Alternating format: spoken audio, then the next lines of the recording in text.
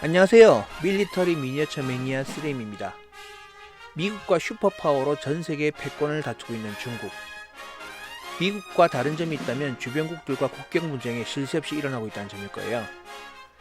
미국의 접경 국가들은 아주 오랜 시간 전에 이미 이런 분쟁을 미국의 일방적인 결정으로 마무리됐고, 거기다가 국력의 차이도 어마어마해서 이런 말들이 별로 없지만 중국 북부의 나라들은 한국, 일본, 필리핀, 인도네시아, 인도 뭐 하나 조용하게 친하게 지낸 나라가 없죠.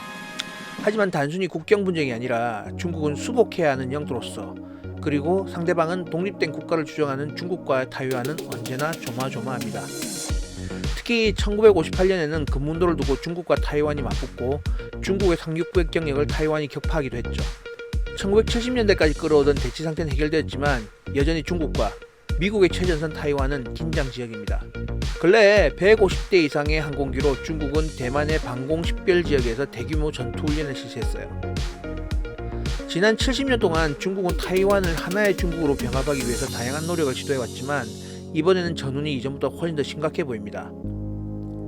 그렇다면 지난 70년 동안 중국은 왜 타이완을 침공하지 않았을까요? 실제로 타이완이 중국의 침공에 버틸 수 있을 정도의 국방력이 있었을까요?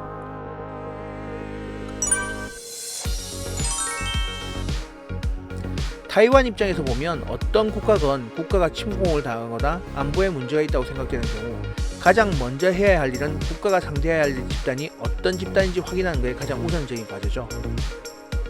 그렇게 돼야 언제 침공을 시도할 것인지, 어떻게 침공이 개시될 것인지, 그리고 어떤 무기와 방법으로 침공할 것인지에 대한 예상과 대응을 수립할 수 있게 되니까요.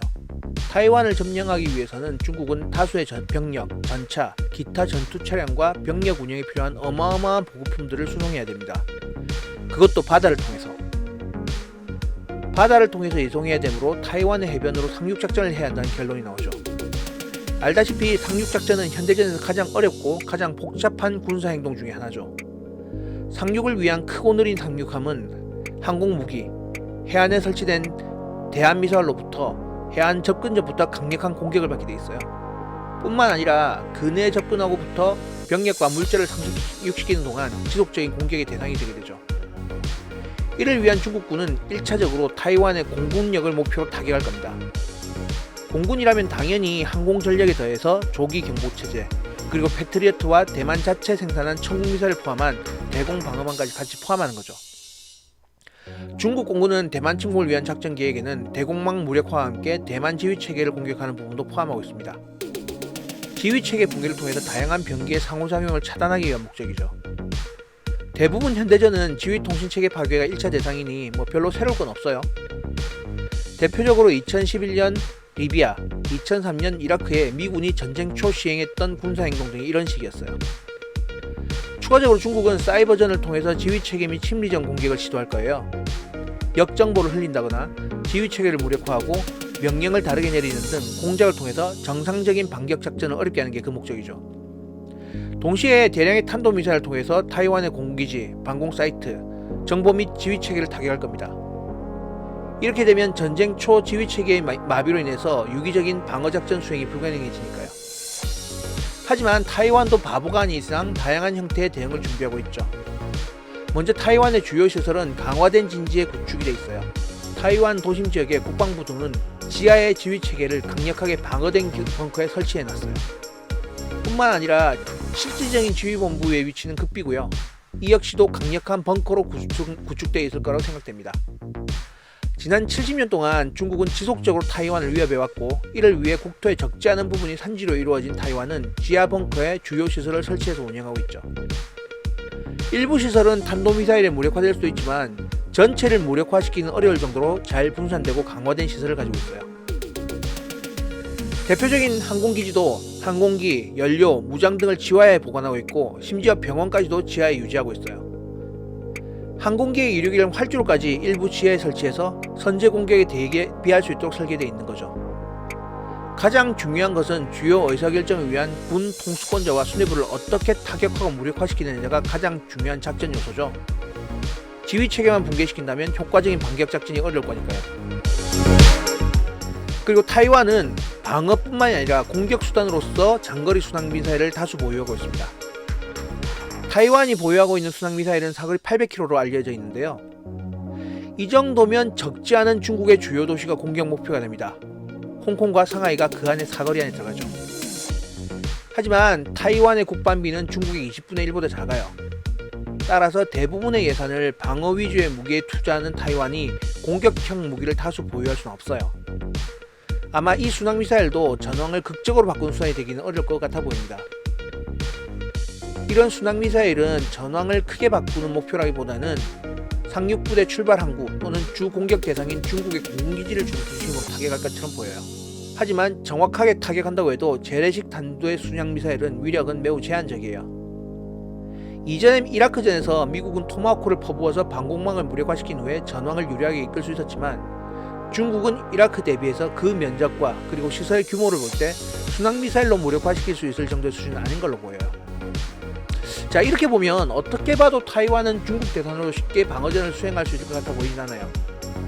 항공기수, 전차수, 병력수 어느 것 하나도 타이완이 중국과 비교될 수 있는 숫자는 없죠. 강력한 전력으로서 소수지만 강력한 F-16V 바이퍼 또는 자체 개발한 태국 미사일 등은 중국과 1대1로 비교할 때 질적인 우세는 가지고 있지만 양적인 차이가 너무나 큼을 알 수 있어요. 하지만 수적 열세에 대응하기 위한 대만의 또 다른 방안은 비대칭 전력입니다. 저가격의 드론을 배치하거나 대량의 견착식 지대공 미사일을 운영하는 방법이죠. 이런 무기체계는 중국의 상륙 공격 헬기와 공격 헬기에 대해서 매우 효과적인 대응 방안이 될 수 있습니다. 크기가 작아서 신속하게 배치되고 이동되는 특성상 탐지하거나 사전에 배제하기가 쉽지 않아요. 대량으로 넓은 지역에 배치될 경우 운영 현황 파악이 쉽지 않고 중국군의 공격, 수송 헬기에 큰 위협이 되죠. 거기다 비교적 낮은 가격으로 보유 수량도 매우 많은 편입니다. 각각의 병사들에게 할당된 드론과 미사일은 지휘부의 직접적인 지시 없이도 발사가 가능한 운영 체계를 가지고 있습니다. 즉 중국군으로 인해서 통신 회선이 차단되더라도 사전에 부여받은 임무를 수행하게 되어 있죠. 그리고 산지로 둘러싸인 타이완의 지형은 이러한 비대칭 전력의 임무 수행을 더 용이하게 만듭니다. 또 하나의 전력은 다수의 미사일 보트 운영입니다. 실제 군용이 아닌 민간 선박을 징발하여 사용할 경우 그 수는 크게 증가하게 되죠. 단거리 로켓 또는 미사일을 사용하게 되면 상륙부대는 크게 위험이 되죠. 미사일은 웬만한 선박에 탑재할 경우 일반 선박과 구분이 쉽지 않아요. 미 해군이 이란에서 이런 식으로 운영하는 해상 전력 때문에 크게 골머리를 썩혔었죠. 이런 여러가지 방법을 이용한다고 해도 중국이 침공을 시도하는 경우 궁극적으로 그 침공을 완벽하게 막아낼 수는 없습니다. 중국이 지난 70년 동안 타이완의 병합을 주장해왔고 그에 대해서 많은 연구를 진행해왔죠. 전력으로 압도적일 것 같으나 중국이 100% 승리를 확실할 수 있는 이유는 또 있습니다. 언뜻 보면 중국이 타이완을 쉽게 이길 수 있을 것 같지만 중국의 가장 큰 건들림돌은 바로 미국의 참전이죠. 미국까지 참전하게 돼서 그로 인한 대만, 중국의 분쟁이 전 세계적으로 확전되는 것은 중국이 정말 원하지 않는 것이니까요. 완벽하게 이길 수 있는 확률이 아닌 상황에서 미국과의 확전까지 염두에 둔 도박은 중국으로서는 쉽지 않은 결정인 거예요. 미국은 대만이 중국에 침공당할 경우 대통령의 지시를 통해서 참전할 수 있음을 법으로 선언해 놓은 상태입니다. 미군이 대만과 중국의 분쟁에 개입할 경우 한국 역시도 쉽지 않은 결정을 해야 할 수 있어요. 또한 대만을 중국이 차지하게 되면 중국의 태평양 진출을 막을 수 있는 중요한 지정학적 우위를 상실하게 되므로 미국 역시 호락호락하게 대만을 중국에 넘겨주지는 않을 거예요.